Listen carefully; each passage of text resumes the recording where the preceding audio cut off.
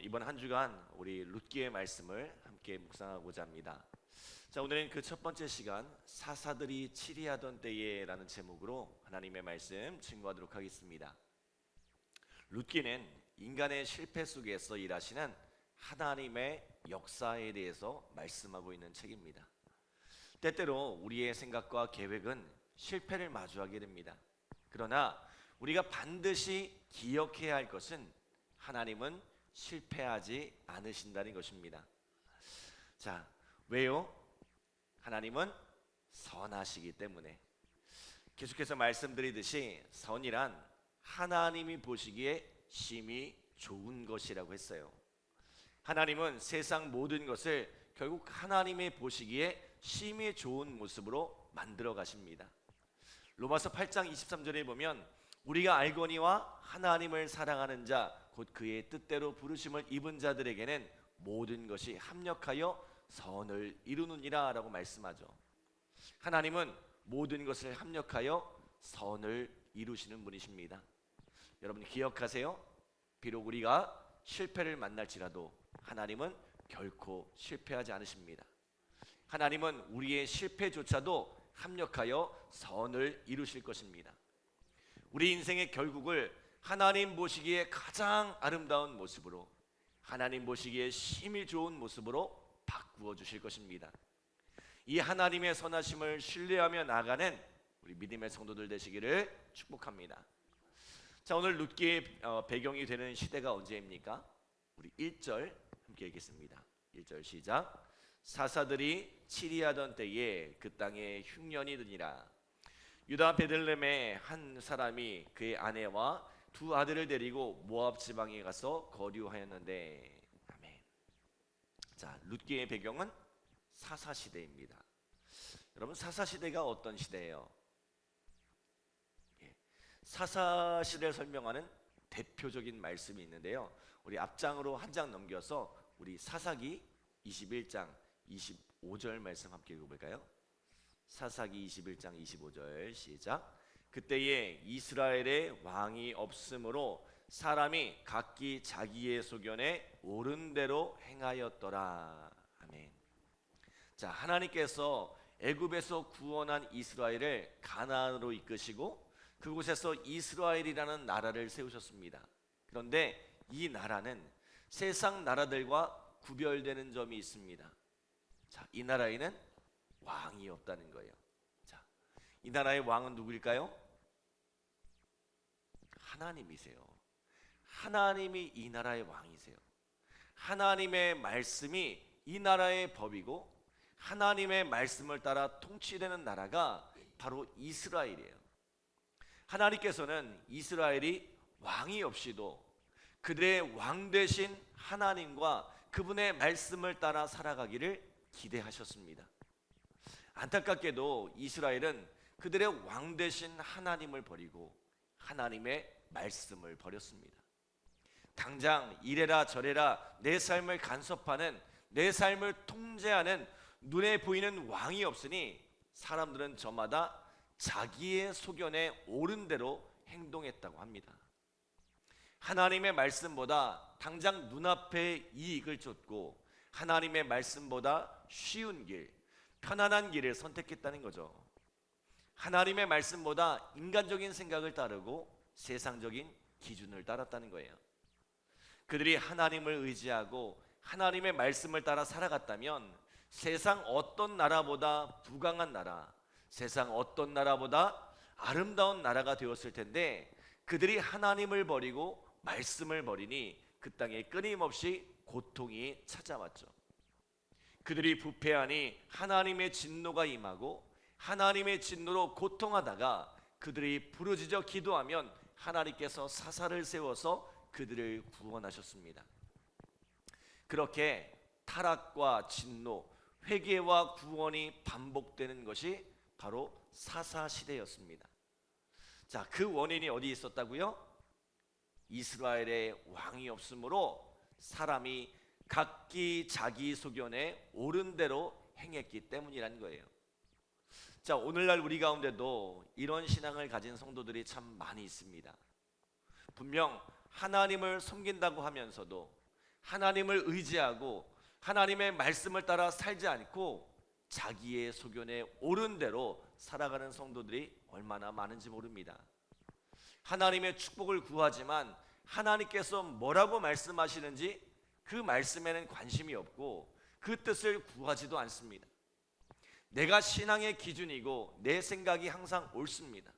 그래서 말씀으로 자기를 돌아보는 것이 아니라 내가 복음을 쓰면서 살아가는 사람이 많이 있어요. 자, 내 말이 복음이고 내 말이 하나님의 말씀이란 거죠. 신앙이란 무엇입니까? 나를 꺾어서 하나님의 말씀에 복종하는 것이 신앙입니다. 내 삶의 주인을 바꾸는 것이 바로 신앙생활이라고 했어요. 사랑하는 여러분, 오늘 내 삶의 주인은 누구십니까? 하나님이 내 인생의 주인으로, 내 인생의 왕으로 자정하시기를 소원합니다. 그리고 그 말씀의 통치와 다스림 안에 살아가는 우리 믿음의 성도들 되시기를 간절히 기도합니다. 자, 그렇게 오늘 사사들이 치리하던 때에 사람이 자기의 소견에 옳은 대로 살아가던 때에 유다 땅 베들레헴에 엘리멜렉이라는 사람이 있었습니다. 그의 아내는 나오미, 그리고 두 아들은 말론과 기론입니다. 자, 그런데 그들이 살던 땅에 흉년이 들었어요. 인생의 위기가 찾아왔습니다. 이 인생의 위기 앞에서 이들이 했어야 할 일은 무엇입니까? 하나님의 뜻을 구하고 하나님의 도움을 구했어야 합니다. 그러나 이들은 자기의 소견에 옳은 대로 행했던 당시 사람들처럼 인간적인 방법, 세상적인 방법을 선택했죠. 하나님께서 그들에게 주신 기업을 버리고 이 기근이 없던 모압 땅으로 건너갔습니다. 모압으로 건너가면 더 풍성한 삶, 더 행복한 삶이 기다리고 있으리라 믿었던 거죠. 안타깝게도 그들의 희망은 산산조각이 나고 말았습니다. 우리 3절로 5절 말씀 함께 읽겠습니다. 3절로 5절 시작. 나오미의 남편 엘리멜렉이 죽고 나오미와 그의 두 아들이 남았으며 그들은 모압 여자 중에서 그들의 아내를 맞이하였는데 하나의 이름은 오르바요 하나의 이름은 루시더라. 그들이 거기에 거주한 지 10년쯤에 말론과 기론 두 사람이 다 죽고 그 여인은 두 아들과 남편의 뒤에 남았더라. 아멘. 자, 풍성한 삶, 행복한 삶을 찾아 이방 땅을 찾았지만 이방 땅에서의 삶은 결코 쉽지 않았던 것 같습니다. 가족을 이끌던 남편 엘리멜렉은 모압으로 이주한 지 얼마 되지 않아 죽었고 그 땅에 정착하여 이방 여인들과 가정을 이루었던 두 아들도 그 땅에 거주한 지 10년 만에 다 죽고 말았습니다. 결국 모압 땅에 남은 건 나오미와 이 모압에서 얻은 두 며느리 오르바와 룻뿐이었습니다. 안정된 삶, 풍요로운 삶을 꿈꾸며 이 모압이라는 낯선 땅에 건너왔지만 남편을 잃고 두 아들마저 잃었습니다. 자신도 과부가 되었을 뿐만 아니라 두 며느리마저 과부가 되었어요. 오늘이야 여자들이 능력이 있어서 얼마든지 살아갈 수 있지만 그 시대만 해도 남편이 없는 여자는 생존을 걱정해야 하는 시대였습니다. 어쩌다 내 인생이 이 지경이 되었을까? 아마 눈물이 마르지 않았을 거예요. 뒤에 나누기인데 20절에 보면 나를 나오미라 부르지 말고 마라라 부르라고 이야기하죠. 희락이란 뜻의 나오미라는 이름을 가졌으나 이제는 큰 고통과 슬픔으로 가득 찬 인생, 그 이름으로 불릴 자격이 없다는 거죠. 우리의 삶에도 이러한 때가 있죠. 희망찬 꿈과 미래를 상상하며 인생을 살아왔는데 삶이 뜻대로 되지 않을 때가 있습니다. 풍성한 삶을 꿈꾸고 행복한 날을 꿈꾸며 살아왔는데 그 기대와 소원과는 달리 큰 실패와 절망을 만날 때가 있습니다. 우리의 모든 계획이 물거품처럼 사라지고 내 삶에 눈물만이 가득한 마라의 삶을 만날 때가 있습니다. 여러분, 우리가 이러한 인생의 마라를 만났을 때 해야 할 일이 무엇입니까? 눈물로 가득 찬 삶을 만났을 때, 고통과 괴로움으로 가득한 삶을 만났을 때 해야 할 일이 무엇입니까? 바로 하나님께로 돌아가는 것입니다. 하나님을 찾아야 합니다. 자, 우리 6절 말씀 함께 읽어볼까요? 6절 시작. 그 여인이 모압 지방에서 여호와께서 자기 백성을 돌보시사 그들에게 양식을 주셨다 함을 듣고 이에 두 며느리와 함께 일어나 모압 지방에서 돌아오려 하여. 아멘. 나오미의 인생에 마라를 만났을 때 어떤 소식이 들렸어요? 여호와께서 자기 백성을 돌보시사 그들에게 양식을 주셨다는 이야기가 들려옵니다. 하나님께서 이스라엘을 긍휼히 여기사 오랜 기근을 그치고 풍년을 허락하셨다는 거죠.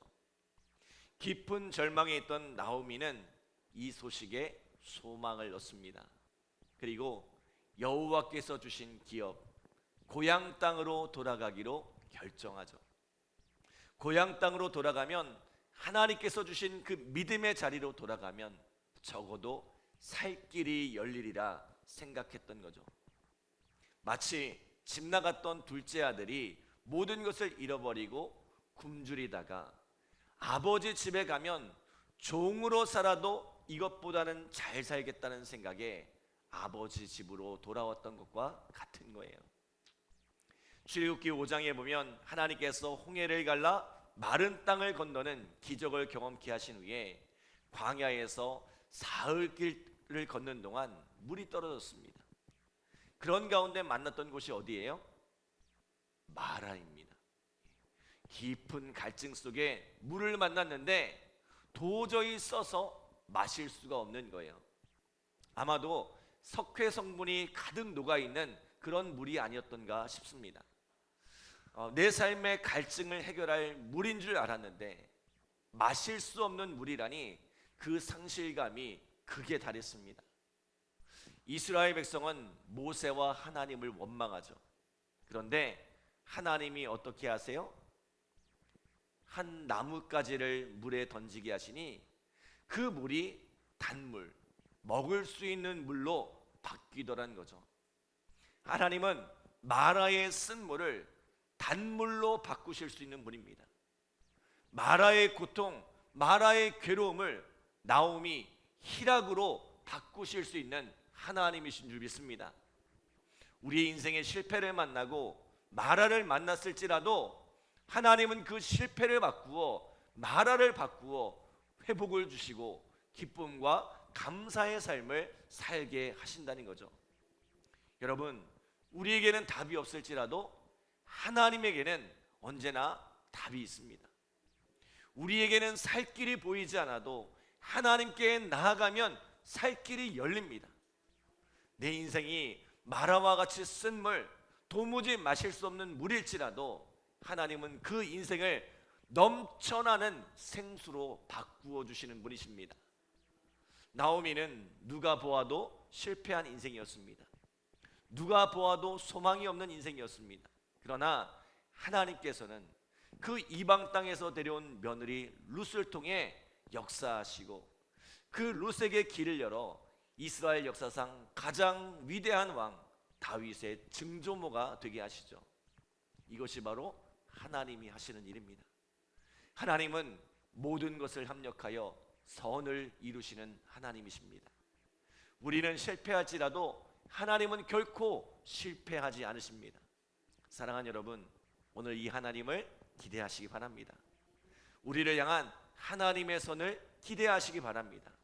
우리를 향하여 결국 보시기에 심히 좋은 모습으로 바꾸어 가실 그 하나님을 기대하며 간절히 기도하는 우리 믿음의 성도들 되시기를 기도합니다. 기도하겠습니다. 하나님 감사합니다. 주의 은혜 가운데 붙들어 주시고 오늘도 귀한 말씀으로 우리의 삶을 돌아볼 수 있도록 인도하여 주심에 감사드립니다. 하나님, 우리가 하나님을 믿는다 하면서도 우리가 하나님을 의지하지 않고 하나님의 말씀에 귀 기울이지 않고 내 소견에 오른 대로 그렇게 살아가고 있지 않은지 우리의 삶을 돌아보게 하여 주옵소서. 왕이 없던 사사시대와 같이 오늘 우리가 하나님의 뜻에 귀를 기울이지 않고 내 소견대로 내 마음대로 살아가는 그런 어리석음을 범하지 않게 하시고, 인생의 위기를 만났을 때 하나님을 부여잡고 하나님 안에서 뜻을 찾는 우리의 삶이 되어질 수 있도록 주님 축복하여 주시옵소서. 그 하나님을 의지하고 기도할 때에 우리에게 응답하여 주시고 또 열매 맺게 하시는 하나님의 귀한 사랑, 은혜를 경험케 하여 주시옵소서. 감사드리며 예수님의 이름으로 기도드립니다. 아멘.